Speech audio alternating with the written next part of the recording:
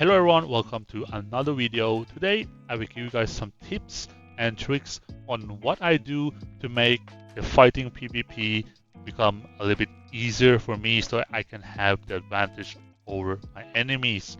This tips is basically based on my experience and some other people's experience as well that have been, teaching me or showed me how to do it, and I try to integrate that to my own gameplay, and it works very nice. And hopefully for the newer guys it's going to be a very helpful tips as well. So yeah, that being said, let's take a look at the first tip. So the first tip I want to show you guys is the team preset. Having a different team preset than your main general is a very good thing when it comes to PvP. The reason why is that when you do PvP, most of the time you have to change the skills, like to adapt to the fight. Sometimes you beat heavy physical teams, you might have to add Oaken Guard, for example, and if you're meeting heavy mage team, you probably can remove the weakening curse and go with resist and stuff like that, right? But the problem is if you use your main team, the skills will be removed from the team, and then you have to put it back again later and stuff like that. So I would always go on the third preset and set up a team that I know I'm going to use for the fight, for PvP fights, and I know I'm going to be fighting a while, so I changed to the third preset so I can use that. And also, before I do that, I try to remove skills of my third and fourth marches in case there are skills that I want to use. For example, fire is my third march, right? So the reason why I don't put fire here, because I'm probably never going to need it when you do PvP. Most of the time when you do PvP fighting, you either do like 1v1, you do either like bubble yourself and then you sending your main march to attack, or sorry, join the rally or garrison or something like that. So you won't be using your third and fourth at all. There's few instances where you probably can do, but I still have my second march, right? And they have the skills ready as well. So now I wanted to have skills from here ready to be, used, because guys, when you are fighting, you become stressful, you become like a little bit like panicky because it goes so fast, right? It goes like 5 seconds, 10 seconds, but sometimes you have to change even faster to be able to send the marches. And you might want some of the skills to, appearing up here. So basically, if they are in the immortals, you will see it. They are like this, right? They are like this, and you have to scroll up and down to see, okay, where is the skills? For example, let's say, I'm looking for Oaken Guard, right? Oaken Guard, where is the skills? You have to scroll down, the icons, the colors, basically the same, right? So you're basically looking for one specific icons or picture, which is going to be of a shield, right? Oaken Shield, basically, Oaken Guard. And yes, it can be a confusing for a lot of the people, especially people that are not used to it. I've been doing this for a while, so I do kind of know where the skills are, especially the most important one for my main team and stuff like that, right? But for newer players, it can be a little bit confusing, right? So you might want to remove that. So the skills will appear above here, like these skills right here. So, for example, I was using demonic contract, right? And okay, now I need more crit.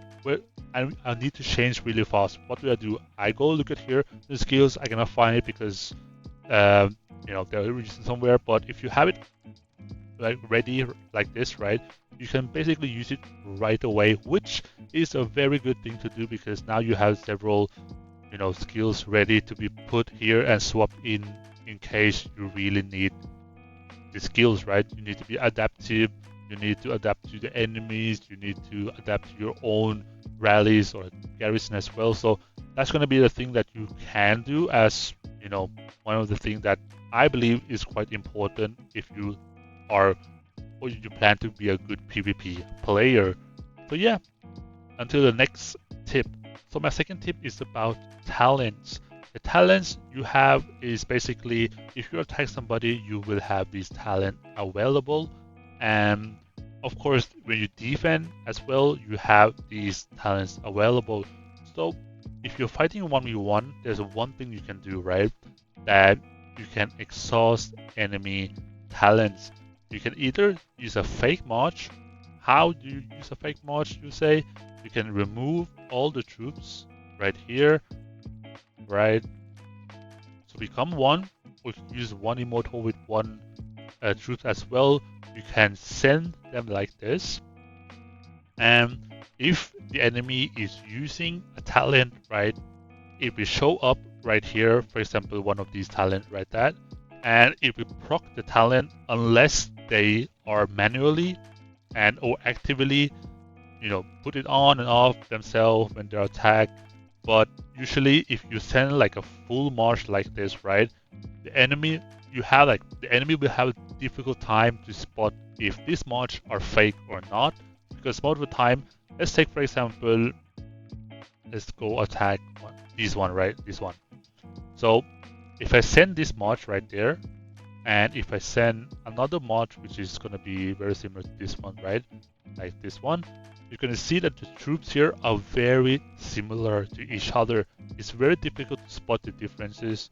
And basically, there's no difference, right? You wouldn't know that this march only have basically one troop each, and this one is the main march, right? You wouldn't be able to know. So that's why I always recommend you guys, if you do a fake march, you always put all of the immortals here, because if you do differently, let's take for example, I remove 3 of these immortals, right? 3 of these immortals, and I still do 1 troops right here, and voila. If I send like this, right, you will distinctively see the differences in the marches right there. And now you only see the shieldman. So now you kind of get the idea like, okay, this is a fake march. And that being said, when you send those, make sure you do like this, right? Like this setup right here, 1 troops per immortal. When you send, and the enemy have a higher chance to not know that this is your march or main march or fake march, and they will most likely, most of the time, put one of the talents like Body of Steel, Skillful is a very good talent as well, Might of Longbow is very good as well, or even Energy Burst. This is a very, very good talent, and some people, if they know they're gonna lose, they probably use 8, right? So now you have like a different setups that you can know when you do PvP. You can fake them with these fake marches, so when they don't have any of these talents left, you can basically just do a normal PvP against them, and basically you will have a bigger chance, right? Because you will probably have some of these talents left that you haven't used, right? So yeah, I think this is something that a lot of people should learn, because it's a very good method if you want to do like 1v1 PvP, if you want to like, do 1v2 or early, like if you want to do like group PvP, it doesn't really matter. As long as PvP, this is going to be very, very helpful tip for a lot of people. So the last tip in this video is going to be about the decoration skins and teleportation skins. The reason why I want to talk about them is because of these special attributes. So the skin itself, the visually doesn't really matter, right? It's the attributes. And in my opinion, the best one is probably one of these, right? Troops HP and then attack enemy to gain honors 5%. In my opinion, I don't really need the attack enemy, to gain honors 5%, right? But if you look at the other castle skins, a little bit older one, I think this one is really good as well, because it has marching speed, and it really depends on the situation that you are in, right? So let's play this scenario where I teleported in here, and I want to garrison my friends, right? So what do you do, right? What skin do you use? Because this skin doesn't really give you anything else other than troops HP. What you want to do is, if you can find a skin, or if you have a skin with a marching speed of 5%, it will help significantly, or not significantly, but it helps a little bit when you sending troops to garrison while you're bubbling, right?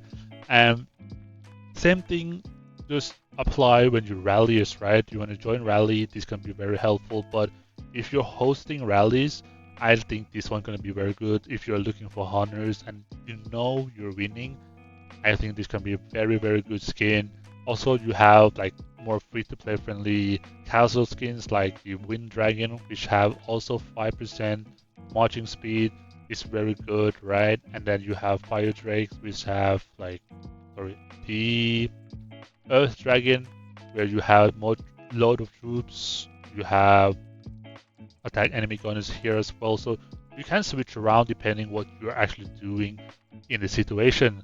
So for me, if I were to host rallies, right, I would probably use this skin right here, right?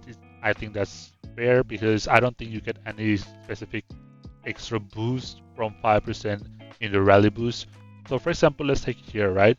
You have 28 seconds to hit them, right? If I rally, it's gonna take 23 seconds. And if I change the skin, for example, to this one, Mount Paradise, basically it's inspired by Wukong's story, right? Which is cool. Let's see if, yeah, 1 second difference here. Basically there's no difference, but it's basically the difference with the rally. So I would probably, when I do hosting rallies, I would probably use this one more because it's going to be helping with the times.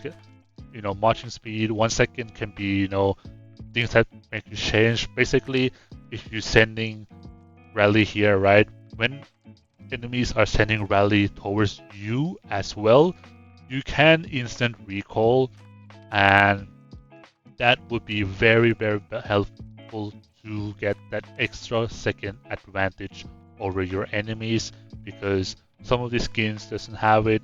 So you can just use this one, right? This one is very good as well.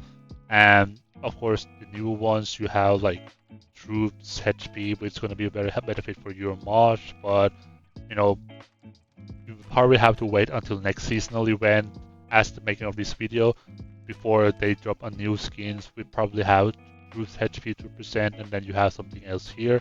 I think if you want to do 1v1 situation with enemies, like you basically teleporting them or next to enemies, right? You can use this skin right here. I think it would be very beneficial because you don't really need speed, because if you are that close, you don't really need speed, right? And it will give you death rate minus 3% and then troops HP. I think death rate can be very good if you do like 1v1. Plus you have the territorial decoration as well. And these two together will give you 6% or minus 6% death rate, which is pretty good, right? It's pretty good, but most of the time there's like people probably gonna want to use the attack enemies to gain honors and stuff like that. That's fair if you want, care more about honors. And in total, you get everything up to 8%, right? If you want to go honors, and that's fair. Extra 8%. If you get, for example, 100k, you get 8,000 more, and I think that's okay if you care about it. But for me personally, I don't really care about it much, right? So I probably use one of these when I fight, and if I want, I know I'm winning, I probably want to use one of these as well. So yeah, this is like an option, right? So yeah, that's basically for the tips about the PvP, mostly for PvP. The reason why I released this video right now is because Legion of Frostborn starting soon, and I think things has set up for like a good fight, hopefully, right? And I'm hoping for a good KVK and do some PvP, and maybe I will make a video throughout the KVK, maybe showcasing you guys some of the fights where I do and what I do, so we have like more visually happening at the same time instead of just me showcasing you guys here and there, right? So yeah, that's basically it for this video. I hope you find my 3 tips very helpful for you when it comes to PvP. And yeah, thanks you guys for watching. See you guys in the next video.